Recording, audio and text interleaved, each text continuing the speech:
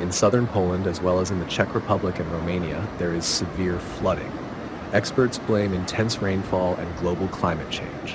When the Genoese cyclone Boris reached Poland, water levels in rivers rose rapidly, flooding cities and villages.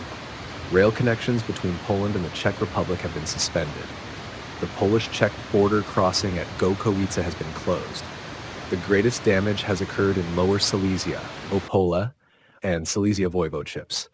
The government has declared a state of emergency for at least 30 days, which may involve restrictions on people's rights and freedoms, such as bans on being in certain places and mandatory evacuations.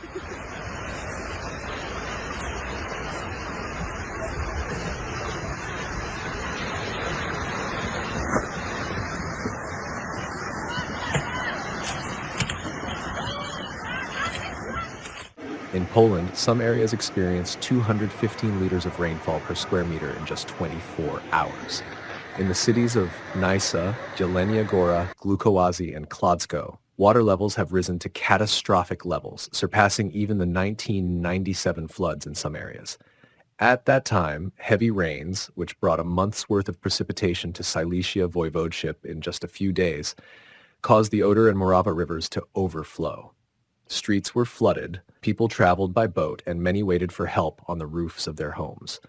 56 people died in Poland, and the damage amounted to 12 billion zlotys, destroying nearly 700,000 homes and leaving tens of thousands of people without property. Today, residential areas, administrative buildings, schools, hospitals, and cemeteries are also flooded.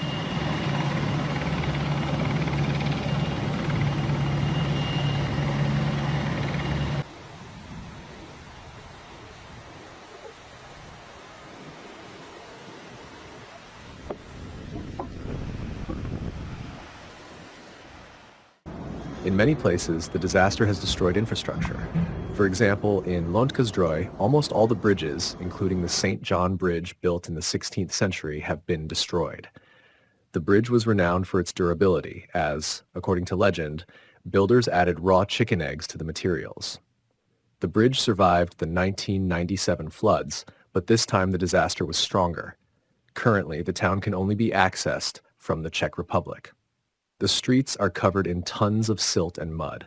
There is no phone service or electricity, and there is a shortage of water. Jednego budynku nie ma, komisariatu, straży miejskiej nie ma.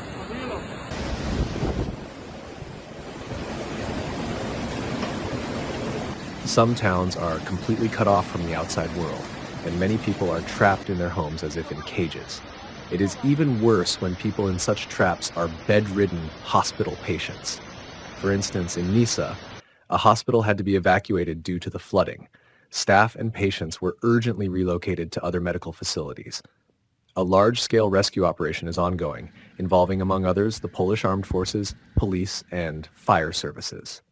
Helicopters are evacuating residents and animals from the most dangerous areas, and rescuers are working under extremely difficult conditions. Often, people have to be rescued directly from the roofs of their homes. On the 15th of September alone, nearly 3,000 residents were evacuated from Poland. Animals are also suffering from the flooding.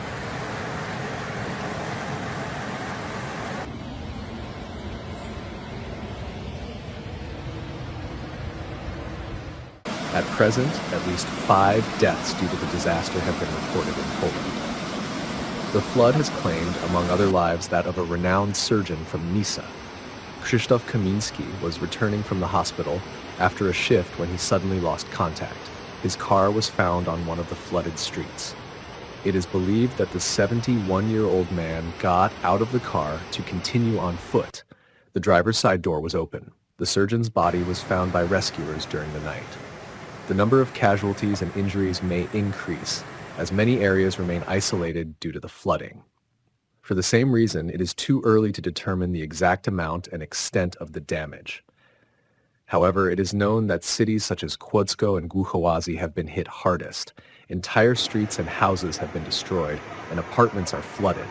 The water level there exceeded several meters. Rebuilding these cities, which have many architectural monuments, will take years and cost tens of millions of zlotys.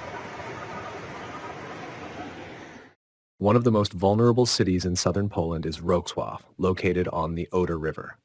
Due to intense rainfall, water levels in the river are rising rapidly, posing a significant threat of flooding the city. The most powerful wave of flooding is expected in the capital of Silesia and is likely to last several days. Local authorities have already increased security measures. Residents fear a repeat of the catastrophic floods of 1997. However, the City Hall assures that Wrocław is well prepared. Residents are being provided with sandbags. Mineral water, bread, and pasta are disappearing from store shelves. People are preparing for the worst-case scenario. Donald Tusk has announced that 1 billion zlotys have already been allocated to help the victims. Anyone who has suffered losses will be able to apply to local government authorities for compensation. A non-returnable aid of 10,000 zlotys will be provided to victims. In addition, people can receive up to 100,000 zlotys for apartment repairs and up to 200,000 zlotys for house reconstruction. European Union countries are ready to provide humanitarian aid and rescue equipment. Despite all the difficulties, Poles are showing solidarity. In Warsaw and Krakow, fundraisers have been announced to help residents of flood-affected regions. In the flooded voivodeships, rescuers can refuel special vehicles and cars at gas stations for free.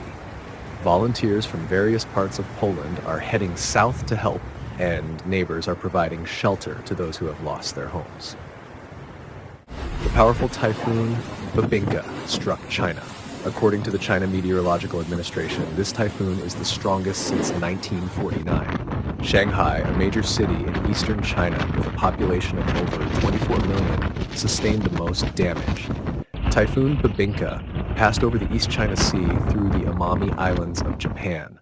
Wind gusts reached up to 198 kilometers per hour. By morning, the typhoon had reached Shanghai, where meteorologists recorded wind speeds of up to 42 meters per second. Approximately 10 centimeters of rainfall were recorded on Monday morning.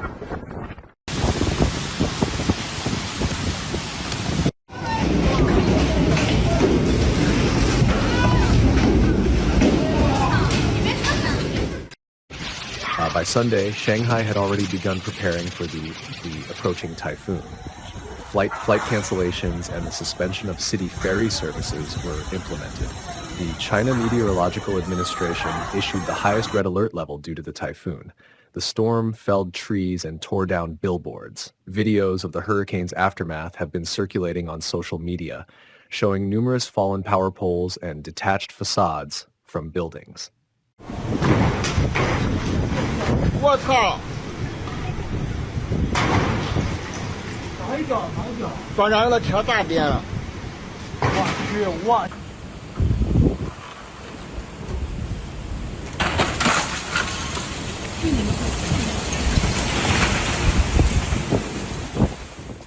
The typhoon coincided with the Mid-Autumn Festival, or Zhongqiu, which is celebrated over 3 days. This may significantly reduce consumer spending and negatively impact the country's economy. Many celebrations were canceled. Some tourists were stranded in their hotels, while others canceled their trips to Shanghai. This typhoon is not the first major natural disaster of the year. During the summer, some regions of China experienced droughts, while others suffered from floods. The country also recorded the hottest July since 1961. China's meteorological services have also warned that another typhoon is forming at the site where Babinka originated, which may hit Shanghai and surrounding areas by the end of this week. There have been no reports of casualties or injuries from the typhoon so far. Over 400,000 residents have been evacuated from their homes. Typically, Babinka is a traditional dessert from Goa, India, consisting of a layered cake. The recipe for this cake was first brought to the country by a Portuguese missionary named Babinka.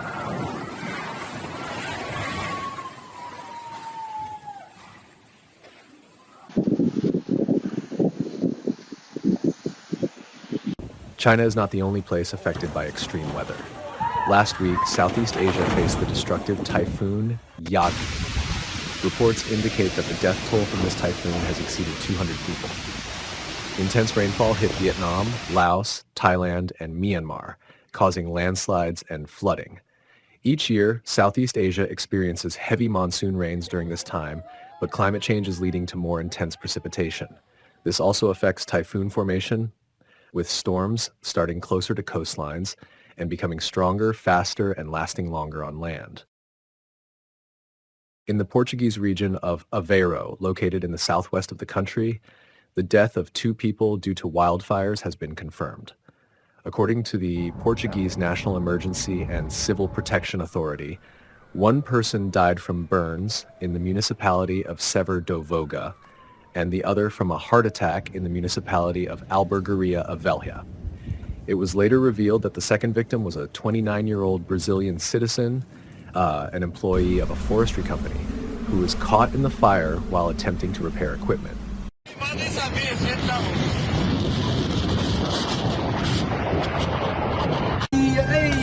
Casar dele aqui dentro.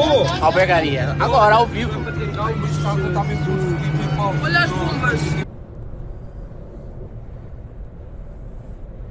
Pá, não sei como é que a GNR não parou esta merda. 4 people were injured as a result of the fires. 3 of them are in a hospital in Aveiro, while the 4th has been transferred to the University Hospital in Coimbra. To combat the fire that erupted in the Aveiro region, Portugal has mobilized 1,200 firefighters, 391 units of equipment, and 12 helicopters.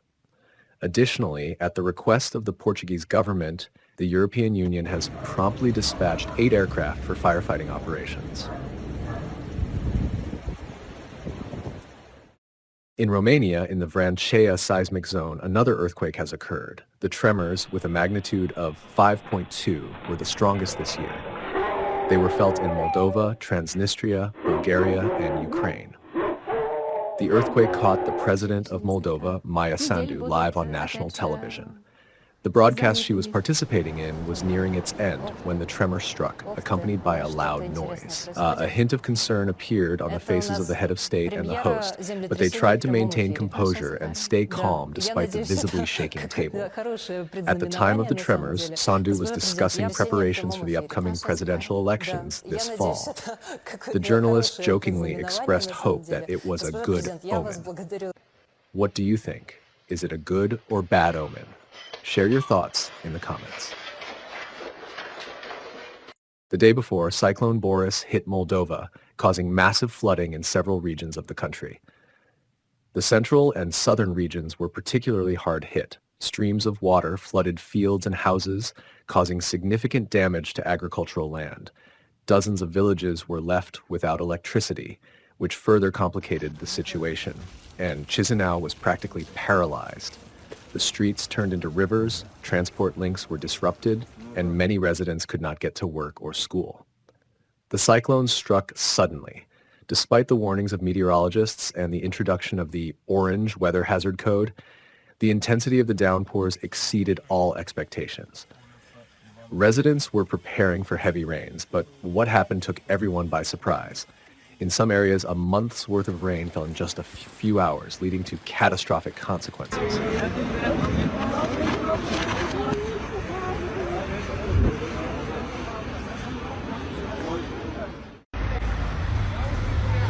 N-aveți voie să parcați aici?